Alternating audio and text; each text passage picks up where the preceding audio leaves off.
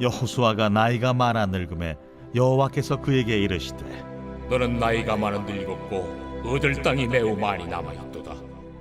이 남은 땅은 이러하니 블레셋 사람의 모든 지역과 그술 족속의 모든 지역 곧 애굽 앞 시올 시내에서부터 가나안 사람에게 속한 북쪽 에그론 경계까지와 블레셋 사람의 5 통치자들의 땅 곧 가사 족속과 아스돗 족속과 아스글론 족속과 가드 족속과 에그론 족속과 또 남쪽 아위 족속의 땅과 또 가나안 족속의 모든 땅과 시돈 사람에게 속한 무아라와 아무리 족속의 경계 아벡까지와 또 그발 족속의 땅과 해 뜨는 곳에 온 레바논 곧 헤르몬 산 아래 바알갓에서부터 하맛에 들어가는 곳까지와 또 레바논에서부터 미스르본 마임까지 산지의 모든 주민 곧 모든 시돈 사람의 땅이라. 내가 그들을 이스라엘 자손 앞에서 쫓아내리니 너는 내가 명령한 대로 그 땅을 이스라엘에게 분배하여 기업이 되게 하되 너는 이 땅을 9 지파와 므낫세 반 지파에게 나누어 기업이 되게 하라 하셨더라. 므낫세 반 지파와 함께 르우벤 족속과 갓 족속은 요단 저편 동쪽에서 그들의 기업을 모세에게 받았는데 여호와의 종 모세가 그들에게 준 것은 이러하니 곧 아르논 골짜기가에 있는 아로엘에서부터 골짜기 가운데에 있는 성읍과 디본까지 이르는 메드바 온 평지와 헤스본에서 다스리던 아모리 족속의 왕 시혼의 모든 성읍 곧 암몬 자손의 경계까지와 길르앗과 및 그술 족속과 마가 족속의 지역과 온 헤르몬 산과 살르가까지 온 바산 곧 르바의 남은 족속으로서 아스다롯과 에드레이에서 다스리던 바산 왕 옥의 온 나라라. 모세가 이 땅의 사람들을 쳐서 쫓아냈어도 그술 족속과 마가 족속은 이스라엘 자손이 쫓아내지 아니하였으므로 그술과 마갓이 오늘까지 이스라엘 가운데에서 거주하니라. 오직 레위 지파에게는 여호수아가 기업으로 준 것이 없었으니 이는 그에게 말씀하신 것과 같이 이스라엘의 하나님 여호와께 드리는 화제물이 그들의 기업이 되었음이더라. 오늘 본문의 내용을 보면 하나님께서 이제 늙은 여호수아에게 말씀하십니다.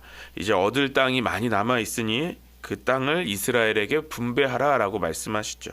그리고 레위 지파는 땅을 그렇지만 모세에게 요단 동쪽을 기업으로 받았던 그 지파들은 그술과 마하가 족속을 또 쫓아내지 않았습니다. 그리고 레위 지파는 땅을 기업으로 받지 않았고 또 하나님께 드리는 화제물이 그들의 기업이 되었다라고 말씀하는 내용이 오늘 본문의 내용입니다. 오늘 본문을 통해서 우리가 함께 살펴보고 싶은 것은 여호수아처럼 우리의 삶에도 남겨진 사명이 있다라는 것입니다.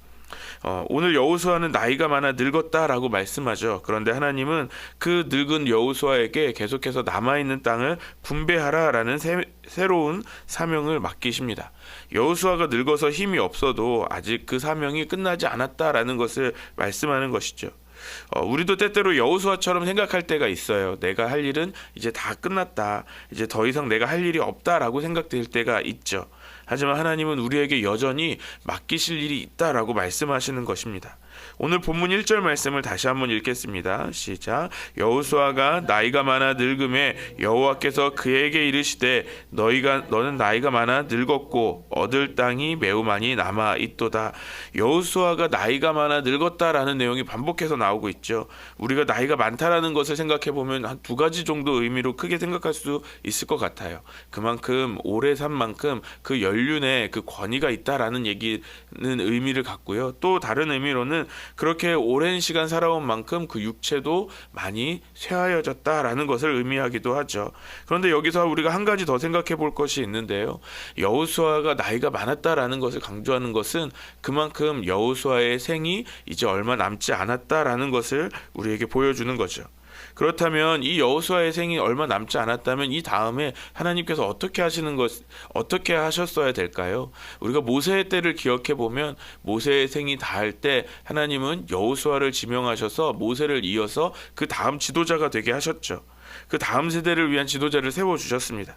그렇다면 어떻게 보면 여호수아를 대신하여서 다음 지도자는 누구다라고 말씀해 주셔야 될 것 같습니다. 이제 오랫동안 수고한 여호수아를 이제 격려해 주시고 위로해 주시면서 이제 다음 지도자를 누구를 세워라라고 말씀해 주셔야 될 것 같아요. 그런데 오늘 본문에서 하나님은 그런 다음 지도자를 세워주시는 것이 아니라 여호수아에게 계속해서 해야 될 사명을 말씀해 주십니다. 아직 얻을 땅이 매우 많이 남았다라고 말씀하시는 거죠. 그 땅의 목록도 하나하나 아주 세세하게 말씀해 주십니다. 어디서부터 어디까지인지, 블레셋 지역과 그술과 마앗과 시돈 사람의 땅 레바논 북쪽까지 아주 세세하게, 아주 조금 남아있는 것도 아니고 굉장히 많이 남아있다라고 말씀하십니다. 여호수아가 살면서 아직 다 정복하지 못한 땅들이 그만큼 남아있다는 것이죠. 그런데 중요한 건 하나님은 여호수아에게 그 땅을, 남은 땅을 정복하라라고 말씀하지 않으신다는 겁니다. 하나님은 여호수아에게 새로운 사명을 주십니다. 우리 6절과 7절 말씀 다시 한번 읽겠습니다. 시작. 또 레바논에서부터 미스르본 마임까지 산지의 모든 주민 곧 모든 시돈 사람의 땅이라. 내가 그들을 이스라엘 자손 앞에서 쫓아내리니 너는 내가 명령한 대로 그 땅을 이스라엘에게 분배하여 기업이 되게 하되 너는 이 땅을 9지파와 므낫세 반지파에게 나누어 기업이 되게 하라 하셨더라. 하나님은 여호수아에게 그 땅들을 분배하여서 기업이 되게 하라고 말씀하십니다. 이제 여호수아가 해야 할 사명은 한 가지인데요. 그것은 그 땅을, 받을 땅을 분배하는 거예요. 그런데 여기서 한 가지 더 생각해 보아야 될 거는 그 땅을 분배하려면 적어도 그 땅을 먼저 정복해야 되지 않겠습니까?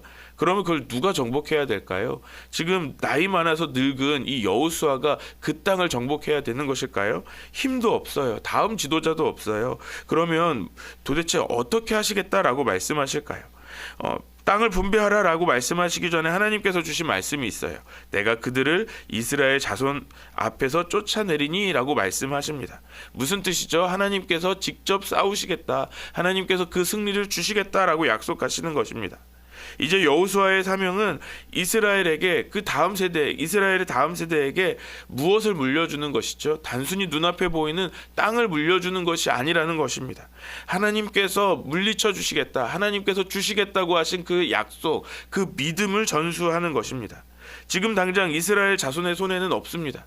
이스라엘에 속한 땅이 되진 않았어요. 하지만 하나님께서 이스라엘 자손 앞에서 그들을 물리쳐 주실 것이니, 쫓아내 주실 것이니 그 약속을 믿고 그 땅을 분배하라라고 말씀하시는 것이죠. 하나님의 약속을 나누라라고 말씀하는 것입니다. 오늘 여호수아에게 주신 사명은 오늘 우리에게도 주신 사명입니다. 내가 나이가 많아 늙었든지 육체가 쇠약해졌든지 우리의 사명은 어떻게 보면 내가 끝내는 것이 아니라는 겁니다.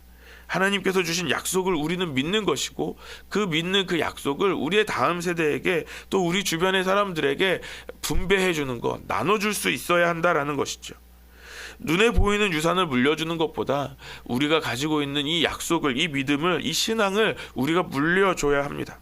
또 우리 직장에서도, 우리 주변에, 우리의 이웃에게도 믿음이 없는 이들에게 우리가 그리스도인으로서 우리가 가지고 있는 우리의 믿음을 분배할 수 있어야 하는 것이죠. 오늘 여호수아에게 주신 사명과 같이 오늘 우리에게도 그 믿음을 분배하는 그 사명을 주셨다라는 것입니다. 우리 14절 말씀 또 같이 읽겠습니다. 시작. 오직 레위 지파에게는 여호수아가 기업으로 준 것이 없었으니 이는 그에게 말씀하신 것과 같이 이스라엘의 하나님 여호와께 드리는 화제물이 그들의 기업이 되었음이더라. 주님은 여호수아에게 분배할 땅들이 있다라고 말씀하시면서 또 레위 지파의 기업을 더 정확하게 말씀해 주시죠. 레위 지파는 다른 지파들처럼 땅을 기업으로 받지 않습니다. 여호와께 드리는 화제물이 그들의 기업이 된다라고 하시죠. 여기서 화제물은 불로 드리는 제물을 뜻하는 건데요. 그러니까 하나님께 제사로 드리는 제물, 하나님께 예배로 드리는 제물이 이제 레위 자손의 기업이 된다라는 것이죠. 이것은 단순히 레위 지파가 먹을거리를 받았다라는 것으로 말씀하시는 것이 아닙니다. 레위 지파는 다른 지파들이 받게 되는 그런 기업들, 눈에 보이는 땅을 기업으로 받지 않는다라는 것이죠. 하나님께 드려지는 하나님의 것이 기업이 되는 것입니다. 다시 말해서 레위 지파의 기업은 무엇입니까? 눈에 보이는 땅이 아니라 하나님 한 분이 그들의 기업이 되어 주신다라는 것입니다. 우리의 눈에 보이는 땅보다 더 귀한 기업을 받는 것이죠. 레위 지파가 받을 그 기업을 통해서 오늘 우리에게 주시는 말씀입니다. 이스라엘이 남은 전쟁을 치르는 이유가 무엇이냐는 것이죠. 그저 자기 땅을 취하고 내가 배부르게 살 수 있는 그런 것을 주시기 위한 그런 기업이 아니라는 겁니다. 이 전쟁을 통해서 오직 하나님만이 우리의 유일한 기업이 되어주시는 것을 알라라는 것이죠. 그래서 하나님은 레위 지파에게 땅을 주시는 것이 아니라 하나님께 드리는 화제물을 하나님께서 기업으로 주십니다. 그렇다면 오늘 우리가 받아야 할 기업은 무엇입니까? 우리가 이 땅에서 받고 누릴 수 있는 것, 눈에 보이는 것이 아니라는 거죠. 우리의 기업은 레위인과 같이 하나님이 우리의 기업이 되어 주시는 것입니다. 그리고 이제 우리에게 주신 사명이 있습니다. 그것은 우리에게 약속된 그 기업, 하나님께서 우리에게 주신 그 약속을 믿음으로 분배하는 것이죠. 그 사명은 내가 끝내는 것이 아니라 하나님께서 이루어 주십니다. 내가 나이가 많아졌다고 그것이 또 사라진 것도 아니라는 것입니다. 오늘 하나님께서 약속을 주십니다. 내가 그들을 쫓아내리니 라고 약속하십니다. 하나님께서 반드시 이루어 주실 것입니다. 우리가 할 일은 그 약속을 신뢰하고 그 약속을 우리의 다음 세대들에게 또 우리의 이웃들에게 분배하고 전하는 사명을 다해야 하는 것입니다. 그렇다면 우리가 어떻게 그 사명을 감당할 수 있을까요? 먼저는 우리의 자녀들에게 이 믿음을 전하는 것이죠. 함께 예배에 참석하고 함께 기도하는 시간을 가지면 좋겠습니다. 또 식사 자리에서 나에게 주신 하나님의 그 약속을 이야기하면서 그렇게 나누는 것도 중요하죠. 또 직장에서도 마찬가지입니다. 우리의 믿음을 어떻게 분배할까요? 내가 경험한 은혜, 내가 믿는 하나님의 약속을 이야기하는 거죠. 어려울 수 있어요. 아무도 듣지 않을 수도 있습니다. 하지만 우리가 두렵게 하는 대적들은 어떻게 하신다고요? 우리 앞에서 주님께서 쫓아내실 것입니다. 우리는 그저 주님의 약속을 믿고 그 약속을 행하는 겁니다. 믿음으로 나누는 것뿐입니다. 하나님께서 레위 지파의 기업이 되신다는 것을 다시 생각해 보면 하나님께서 레위 지파를 책임져 주시겠다라는 말씀처럼 우리에게 들립니다.